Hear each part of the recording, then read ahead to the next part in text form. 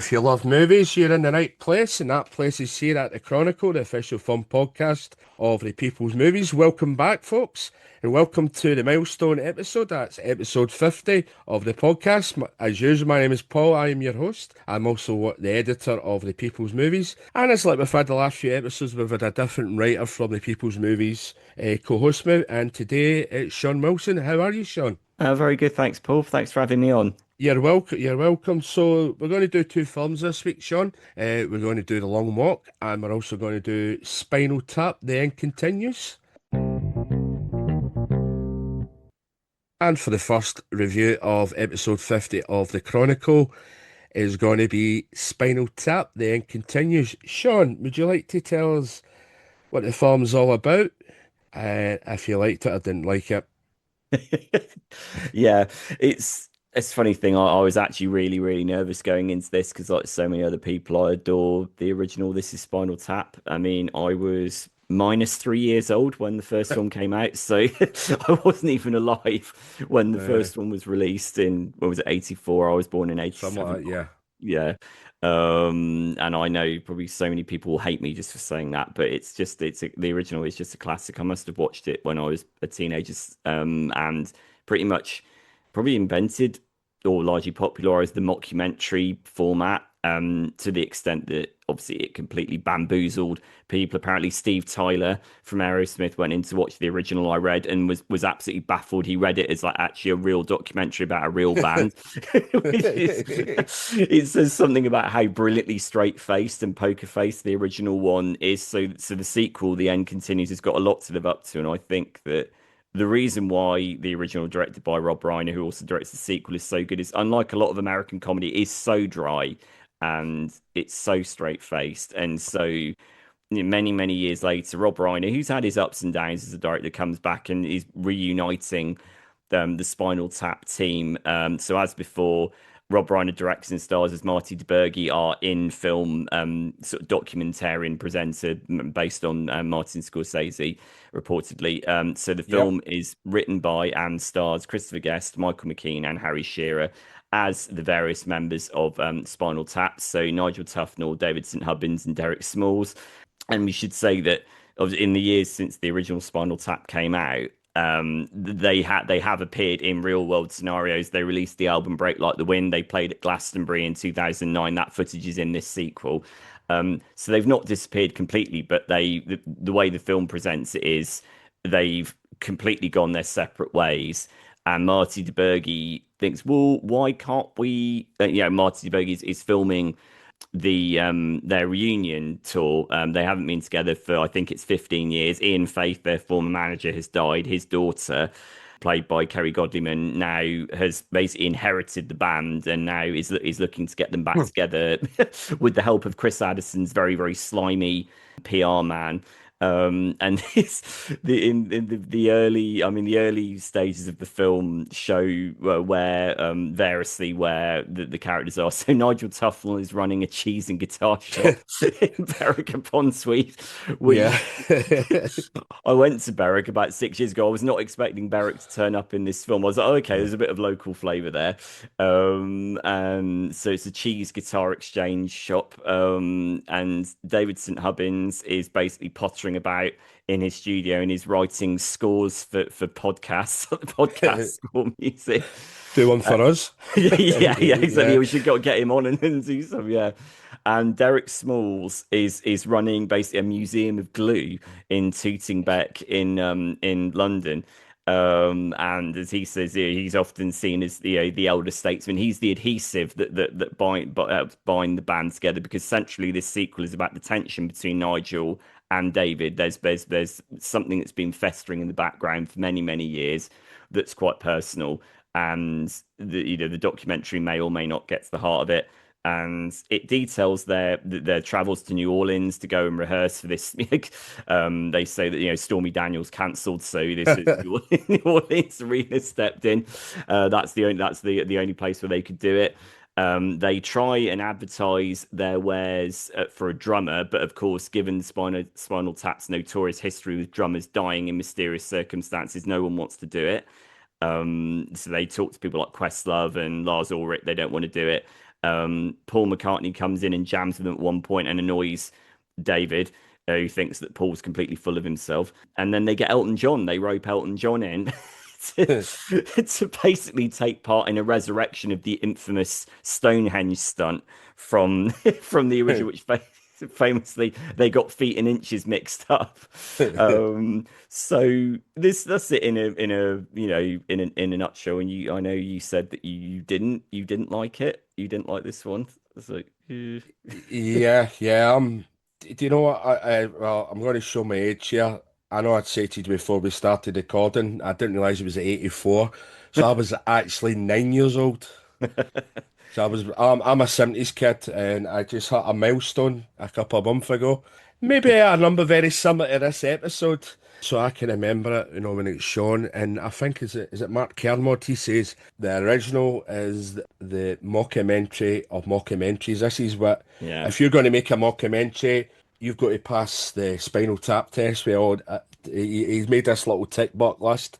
And if you can do all these, I always remember in the BBC advert, you see it, and in the BBC News, I do a crazy job, as I've mentioned before. I'm up like silly hours in the morning, so I switch the TV on. It's usually the BBC News it's on, running in the background, and I'll see the advert. So it's that. You know what? This is one. It's for the fans. If you were a fan of the original, you're probably going to like this. Is it as good as the original? No. It relies on a lot of the nostalgia. I'll get a lot of the original fans smiling, chuckling. This is really what you do when you say, "Oh, I remember that. Oh, that's great." Like you do all the time. With anything. In reality, to show you is it as funny? No. To tell you how bad and wise and humorous that I found it, the end part, the end credits part was the funniest part of the whole movie. Never a good sign. It's never a good sign with that. This might be a little spoiler, folks. What I'll say, folks, right, as ever, every episode, we'll try our best to not spoil anything, but sometimes one slips out or we have to say it. So there's a little bit in the end credits, as you mentioned, Paul McCartney, and the funniest part in it is he says, "I'm on drugs." That was probably the funniest part on it. You know? Yeah. It's well, I said at the beginning I went in because I really love the original just for how dry it is and how immensely quotable it is. And I was really worried going into this one because there's been a slew of long delayed sequels to 80s movies. Very Yeah, few of them have been any good. I mean, we've had, the likes of Coming to America, Bill and Ted has come back, yeah, none of them do. I actually enjoyed this Spinal Tap 2. The end continues a lot more than I thought I was going yeah. to. There weren't that many people in the cinema with me. There were probably about 5 people, including me. I think I was laughing for everybody in there. I was properly guffawing at times. I mean, not least the masterful Christopher Guest as Nigel Tufnel, Yeah. who basically with his whole cheese guitar interface sequences, where I think what they at one point they clearly try and one up. Well, these go to 11. They try and one up that bit because Nigel's got all these different effects pedals on the floor.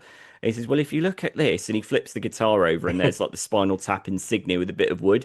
He's like, and then Marty goes, "Oh yeah, that's great." And he's like, "Yeah, but if you take it off," and he takes the bit of wood off, and there's like a mini cheese grater and a bit of cheese stored in the back of the guitar. He's like, "Well, you have a little snack, you have a little cheese grater there," and that absolutely destroyed me. That did. I thought that moments like that, and I think there were quite a few of them for me, brought back the magic of the original. Well, just the poker faced absurdism of it. The bit where they're basically well they've been put up in a house in New Orleans, and then they're about to be served alligator for dinner, and then all of a sudden a ghost tour group walks in like, "Excuse me, we're having dinner." So, "Oh, don't worry guys, they're working, we won't bother them." And they're all completely befuddled. I liked it. I love these guys, and I like spending time in their company. Could do without the celebrity cameos. They're very smug. I didn't like that. I don't know what you thought about that. The Paul McCartney one was probably the funnier of the two. As I said, the "I am drugs" part that felt good. You can see Paul McCartney had a bit of humour, and I like to say he's a bit smug. I mean, it's Paul McCartney, the Beatles. Yeah. Visited for the Beatles and a lot of the bands of that era. A lot of the music we like now wouldn't exist. Mm. because of these guys. I like Elton John. Elton John's just as iconic and legendary as well. However, his jokes just don't fall as much. As in, do we justify a sequel? But obviously, I didn't realise it was a long gesture of sort of rights, the sort of rights for the film, and that sort of stopped the actual sequel was getting made, say maybe even 20 years ago. And I think it was only 2010 or something like that. Not long after the three guys made that, basically is it the folk music version of Spinal Tap? I Yeah, forget the name of it. That yeah. one. That's when they sort of won the rights back, and just like everything else, it takes forever. A lot of things happen, to figure out what we're going to do. And I think it's also the age. They're thinking they're not quite yet at that sort of Rolling Stones age, which the real guys are now, and that's probably why it took so long. Yeah, it really does play on the nostalgia. And I think at times, to me, a lot of the jokes were sort of fell flat, and it was rather sort of crudely put together as well. I really didn't want to hate this. I don't hate the movie. I just don't love it as much as obviously yourself. Well, it was never going to live up to the original because Yeah, the original is one of the funniest films ever made, and I had to accept that and make a pact with it. I mean, one of the things the original didn't have celebrities mugging and getting in on the joke because the original was the one that invented the bandwagon that they've all then jumped on. So I yeah, think when you get all the big celebrity musicians, you want to kind of mug and show their face and show their alleged sense of humor. I kind of think, okay, it feels like it's jumped the shark sandwich. There we go. It's yeah, jumped the shark sandwich. It's yeah, yeah, a little bit, but when it just focuses on the three guys and the fact that they have aged, I mean, they are in the what, like you say, like the Rolling Stones status quo period of their career now, and it's about their foibles and their personal hang-ups, and there is that slight air of melancholy hanging around the edge. I mean, they probably could have gone into that a little bit more, but I think they approach that and then they back off from it. But I just think that in the original film, this is probably the best way I could put it. In the original film, Spinal Tap themselves were this like weird, exotic, I can't believe this is real kind of entity because they weren't. And I think in the sequel, it's more about their reactions to the world around them, if yeah. that makes any sense. Do you think? Yeah, it does make sense. It's just obviously, just like anything now, technology Yeah. every year it changes. I remember talking about a film, yeah, for example, Jurassic Park. When that came out, everyone was just like, wow, Mm. wow, this is just amazing. This is out of this world. And then the last one came out. Everyone, yeah, whatever, whatever. That type Yeah, of thing. yeah, yeah. People get that used to it now, and that was probably the guys who going, God, we are old now. We are really old because I think they came for a sort of. If I remember, the sound was sounding something like it could easily have been Iron Maiden crossed with some sort of glam rock metal type band. Now they sound more like a Uriah Heep type thing. Yeah, You know yeah. that type of thing, and it's more that I'm saying, yeah, we're old guys. Let's just have this gig and get out of here. And I No, think it's just amazing that they are fictional characters, but they've been so deeply embedded within real life for like what 40 odd years. So you treat them as if they are real, even though they're not. yeah, And I think the pathos and the affection that's built up for the characters does, when it's like I said, when it's just focusing on them arguing and doing those complete non-idiotic, like verbal non sequiturs that were from the. It's I just loved it, even when it wasn't being hilariously funny. I just kind of basked in their company, and it's the little moments like when David is has got one of his own little songs, and then midway through it goes off on this weird little like riffy little bridge thing, and Nigel's just not into it at all. And David's like, well, what's wrong? What's wrong with it? What's wrong with it? And I was like, well, it's kind of like crashing a car into a wall, isn't it? So there are some cracking lines like that, which bring back, for me personally, bring back the magic of the original. And then they do confront Marty DeBerge, Rob Reiner's character, about, well, yeah, you did kind of misrepresent us a little bit yeah, in the edit originally. But what can I say? I I laughed for the equivalent of five people. There was a decided lack of laughter from everybody else in that screening. There weren't that many people in there, but Yeah. um, Just I like to sometimes in these podcasts is ask like a just out of the blue question. Do you think sometimes with films like Spinal Tap, they should have just left it with the one film and no, so they don't destroy what made it so great?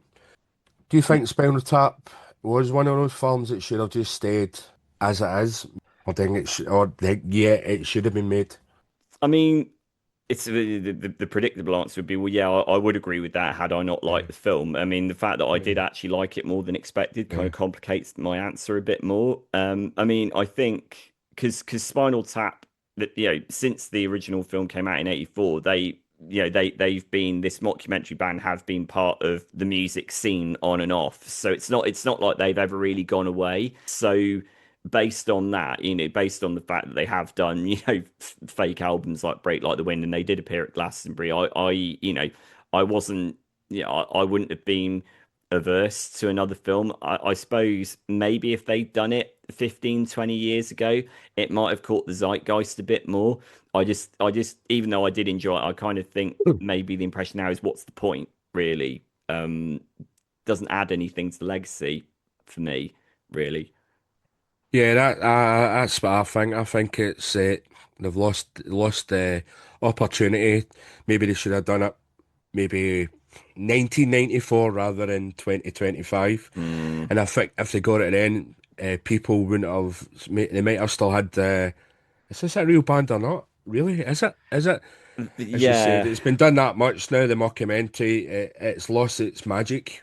You think, and that's probably why a lot of people are going to be disappointed. I think. It But is. It does feel a bit behind the times. I think you're right. Yeah, it's weird because the original film invented a genre. This one feels a bit behind the times now. This yeah, sequel, which is a bit strange because you think I was thinking of something like remember like the Bros documentary that came out a few years yeah. ago. Like, and that's Unfortunately, but that's like a real spinal. It's real. It's real. And yeah. it's like so. And when you can't follow the Bros documentary with the Spinal Tap because it's like well just go and look at what they were saying in the Bros film, and that wasn't put on.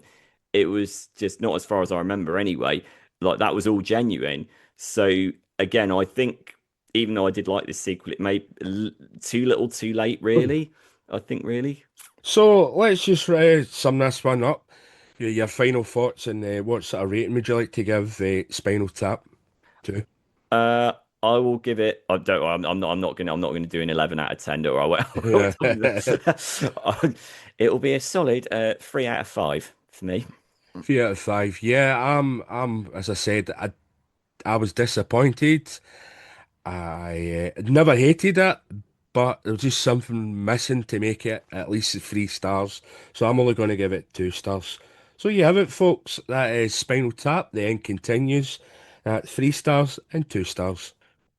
And for the final review of episode 50 of the Chronicle is The Long Walk, which is directed by Francis Lawrence of The Hunger Games. And it's written by none other than the director of Strange Darling, J.T. Molnar. So, this is set in a dystopian America.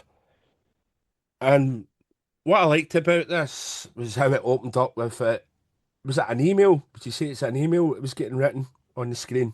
Oh yes, yeah. It's yeah, good way to start it. Yeah. Yeah. And it was just sort of setting up the premise of this film.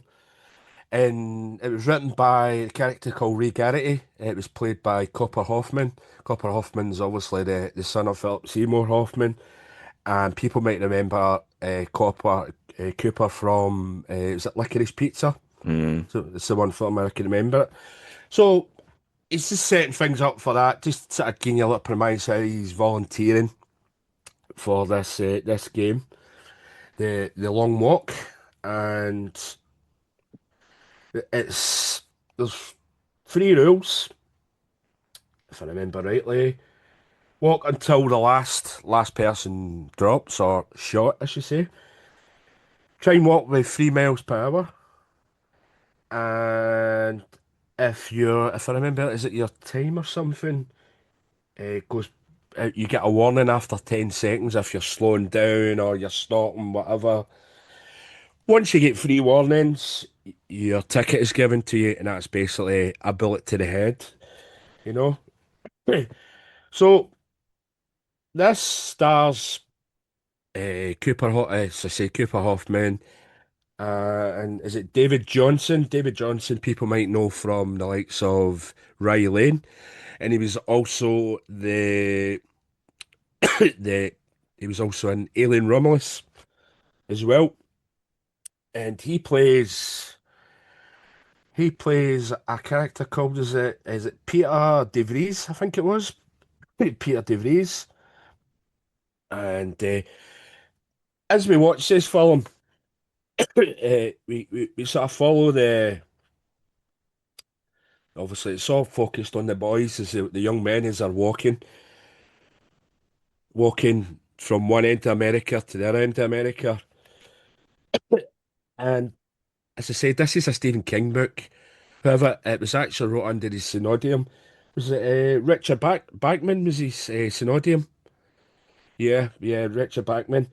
A lot of people think Carrie was his first book. It was actually this book, The Long Walk, because he wrote it under, as I said, Richard Bachman. He done it, I believe, was it when he was about 19-year old, when he was still a freshman at university, and so that's unofficially his first book. Carrie is obviously the official first book of under Stephen King.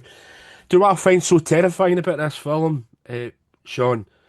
I think it resonates with today's climate, politically, and it's am- it's amazing to think it was written nearly 45 plus years ago, you know. Yeah.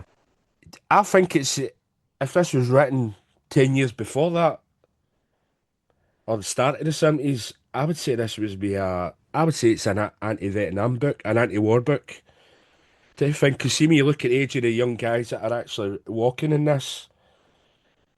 They're Yeah. all walks of life, classes, races, and they're all ages of who would be soldiers or who would have went to Vietnam or any war these days. And I know this is some for the 70s. Nowadays, obviously, young women as well would be in there as well. And this is obviously as we get to know them, we get to know their stories and experiences and the reasons why, I would say inverted commas, voluntary. And as the film goes along, as I said in the previous review, sometimes there's there might be an odd spoiler here, but we'll try our best not to spoil. There might be a secret that comes out, and there is one that comes out near the end of the film, but I won't say anything about that. And as I said, it's an anti-war film, anti-Vietnam, because it shows you the sort of senseless deaths and the sort of violence that what comes with it, especially state-run violence, that thing. And the film does state that the US is rebuilding from a war, and this is what I like. They don't mention what war it is, so that opens it up for you to decide, is it what's going on in the moment and all around the world, be it Ukraine or Palestine, wherever, Israel, or is it some war happened years ago, decades ago? We really don't know, but as we follow the film, we see the sort of devastation and all wars will get the sort of devastation and divisive. They're very divisive as well. And as normal, as usual, it's the families of these boys and women, if it's current wars, do suffer. Uh, and the thing is, what I find really terrifying is that these guys start to bond with each other, and and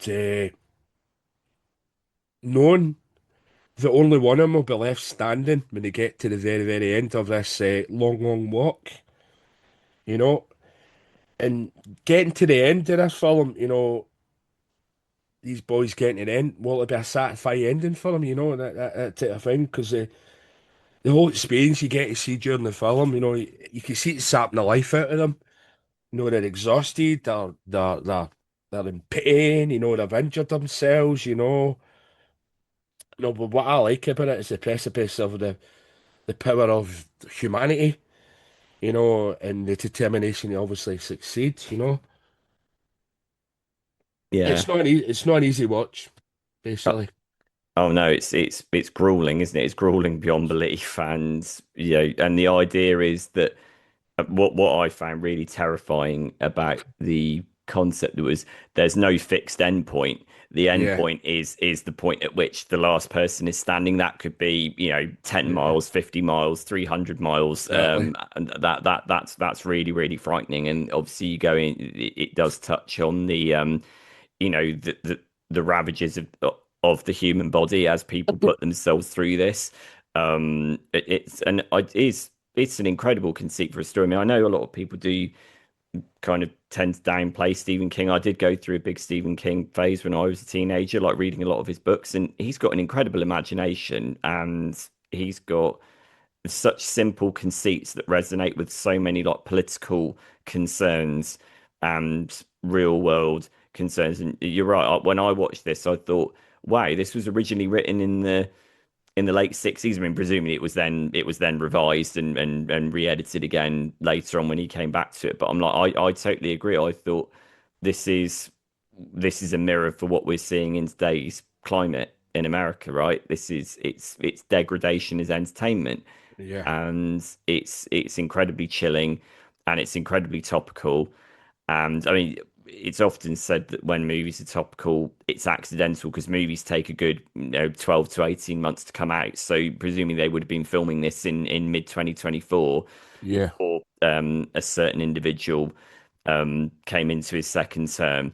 But they must have been making it in anticipation of that happening. So I wonder if that fear in mid 2024 of, well, this could happen, he could get his second term. I wonder if that fear imbued itself into the film and maybe toughened it up and darkened it while they were filming, because it's very dark, uncompromisingly so. I think very impressive. Yeah, yeah, as I said, it's not an easy watch. It's a grim watch, and at times you think, and the thing is, Francis Lawrence doesn't hold back here. Mm,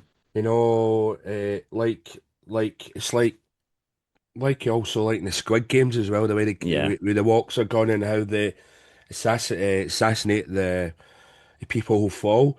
And it also reminds me a little bit. I'm watching it at the moment. I'm rewatching it because the new series is on Netflix and on the 25th. There's a Japanese Netflix show called Alice in Borderland, which many people. It's very different from from the Squid Games, but how it is games and it's all around Tokyo, Shibuya, and that. I've been to Tokyo the last couple of years as well, I'm like that. In Once Upon a Time in Hollywood, when they come to Capri every time, he's on the seat with a beer.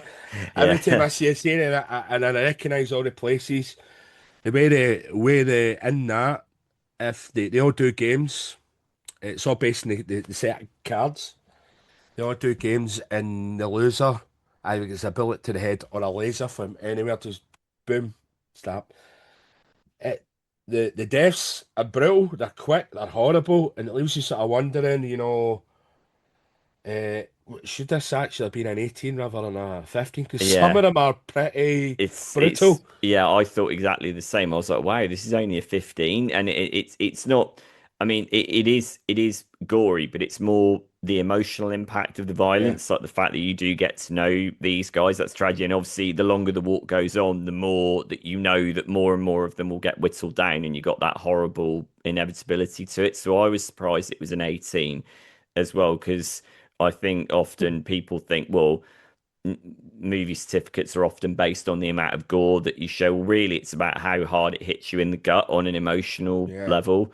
And I mean, Francis Lawrence is she said, like, well versed in this. I mean, he did a version of this with his adaptations of the Hunger Games. I believe he did like four out of them, no, three out of the four yeah. films he did, didn't he?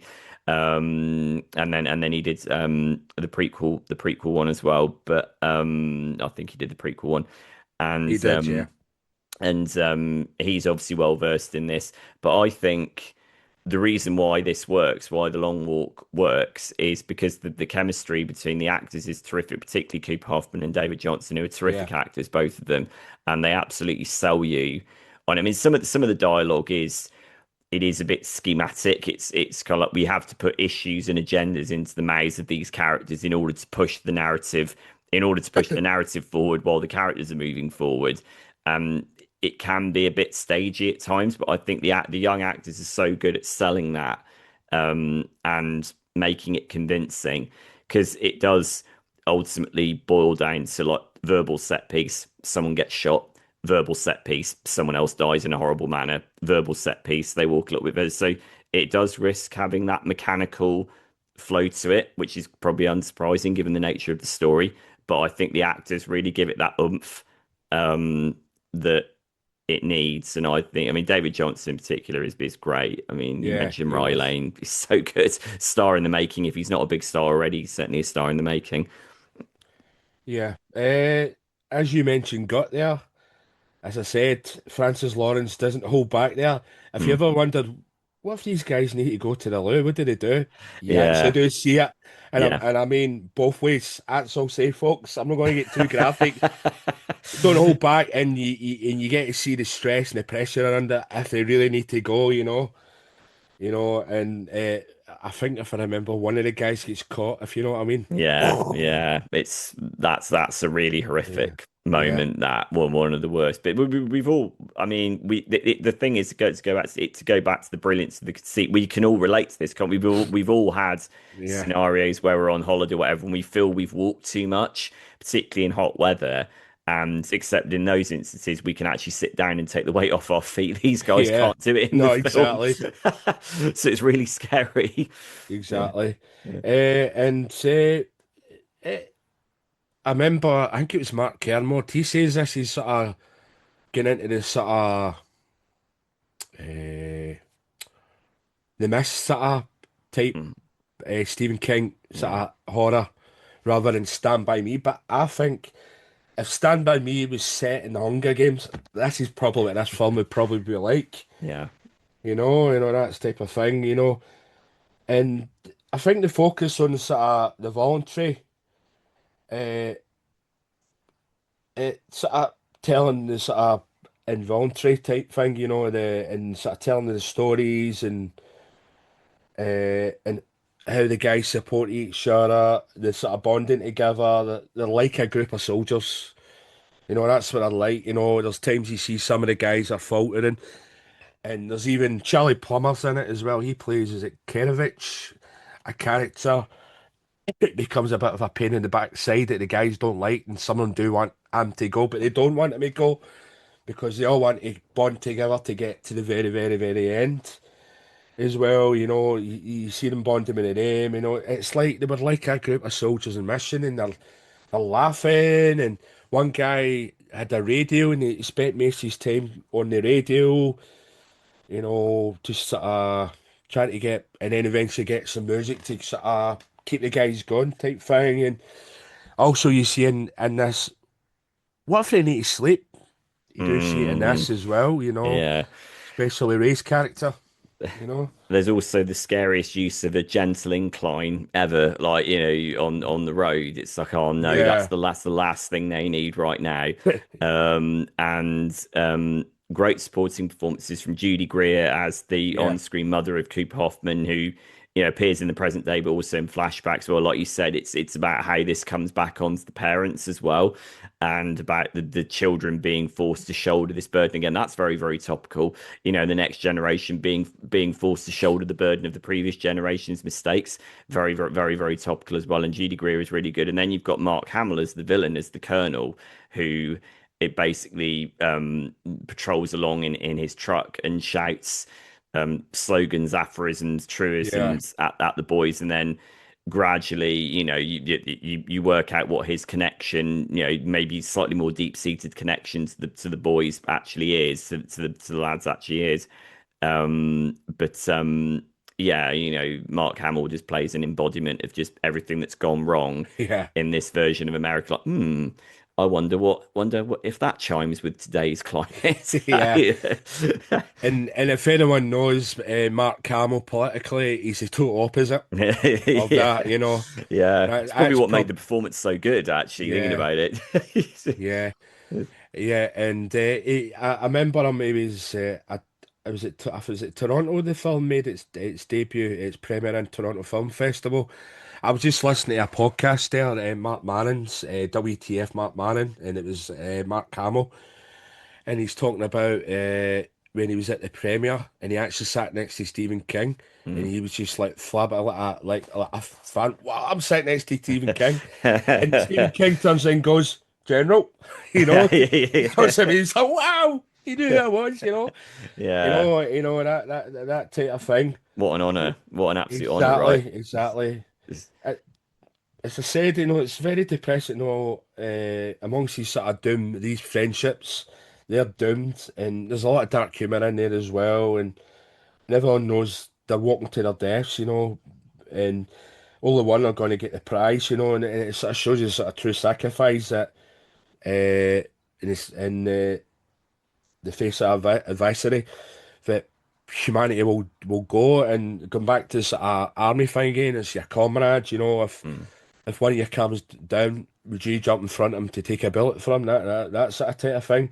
And the prize is just, I think it's just another. They're offered a prize. They're offered a big amount of money and a prize of their choice. Which whoever gets to the end, they take that, And to me, that's a sort of propaganda tool, And as you see that, if the place is falling apart, financially, how are they going to pay them type Mm. thing, Yeah, yeah. It- All it's the carrot and stick approach, isn't it? And yeah, it's like, exactly. tell me that's not relevant. So, like, hang on a minute, you've got all this money to dangle to these guys in this competition, only one of whom will survive. Yeah, you're right. Where are you getting the money from for this? Because this is an annual thing, isn't it? It's Yeah, in the context of the film. And you're like, yeah, like where's the money coming from? It's like those are questions that are being raised a lot lately, on both sides of the Atlantic. It's actually the more I think about it, the more I think it is a very, very topical film. It's only as I'm talking about it that I'm really starting to appreciate how topical it is. yeah. It's just, yeah, it's a real, um, it's really something. Also, I want to just shout out the score by Jeremiah Freites, who does a really, really good lyrical, very sad score for the film. Yeah, it really captures the tragedy of what's going on. He's the co-founder of the Lumineers, which I didn't realize that. I Ah, didn't know who the members of the Lumineers were. I looked him up afterwards. Oh wow! I was like, he's got many strings to his bow, and he's yeah. also a film composer as well. So he does a fantastic job with this, I think. Yeah, and I said, as they walk along the street, the roads, you see the devastation, see a bit of the patriotism, you see the cops at every county or every town that they go through. They're standing there saluting the soldiers, Mm. that type of thing, and it also reflects today's society and also the Hunger Games where the actual walk is a big distraction of the real problems of what's going on at the moment. Yeah, like when they do the yeah, like in the Hunger Games, like it's like when they do the chariot procession in the capital, isn't it? It's like let's Yeah, divert people's attention over here so they're not looking over there. They're not looking at the thing they should be looking at, yeah, which is starvation and war and mass capitalism yeah, having gone out of control. So let's yeah, engineer this just spectacle in which people will die, and then that'll be a convenient deflection point. Yeah, it's very chilling. yeah. It's all for the 1% in the world. Yeah, That's me. yeah. That's my only political riff that I'm going to give it there. Yeah. Yeah. Yeah. Anyway, Sean, shall we round up what we think of the film and give it a rating? Yeah, I'll give this one four. I think I was impressed with its, uncompromisingly bleak atmosphere and strong performances. So yeah, 4 out of 5 for me, I'd say. Yeah, I'm the exact same. 4 out of 5. Lots of fantastic performances, as you said earlier there. David Jonsson and Cooper Hoffman, they really shine through because you get especially David Johnson, you get to see his strengths, but you also get to see how vulnerable he is as well. Yeah. Same with Cooper Hoffman. and the two of them effectively they were like brothers, you know, the way it was sort of gone, you know, type thing. But there's also shouts out to Ben Wang. Ben Wang, he was in the last Karate Kid. And then it was, forgive me his name, he's actually an English actor and he's in a film. We're recording this, folks, on the 18th of September, and tomorrow on the 19th is a cinema day. And he's in Steve, is it Toot Nayut? Oh, the new Cillian Murphy film. Yeah, the new Killer Murphy, yeah. Right. Okay. Yeah, he's really, really good. He's one of the, one of the you think, he's one of the more resilient characters in The Yeah, Long Walk. And it's like, but then it's all about peeling that away, isn't it? It's like, don't yeah. get too attached to these guys. You Yeah. know, and as you said, Mark Hamill is Yeah. a major shouting out his vile doctrine as well. But as I said, the destination, the long walk's not actually the important thing. It's obviously the journey that sometimes we have to go on, you know, get in what and who joins you. So I give it 4 stars. So you have it, folks. That is a long walk, and we both give it 4 stars. And that's your wrap, folks. That was your episode 50 of the Chronicle. Thank you very much for joining me. Both of the films, Spinal Tap then continues. The Long Walk are both out in UK and Irish cinemas. They will be in cinemas all around the world as well. Just check your local listings to make sure they are. Thank you very much to Sony and Lionsgate for letting us see the films.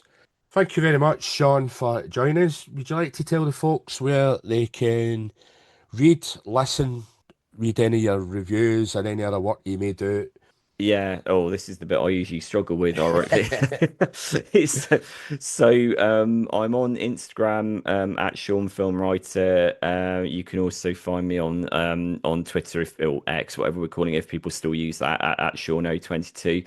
I also co-host the Frame to Frame podcast, which you can find wherever you get your podcasts from. Myself and Andy Williams host that, so that goes out weekly. So largely based off Instagram. So at Sean Film Writer, you can find like links to my various things spiraling off from there. Okay, for ourselves, at the People's Movie, is it Facebook and Instagram's at the People's Movies. We do have X as well, X and Telegram, that's at the People's Movie as well.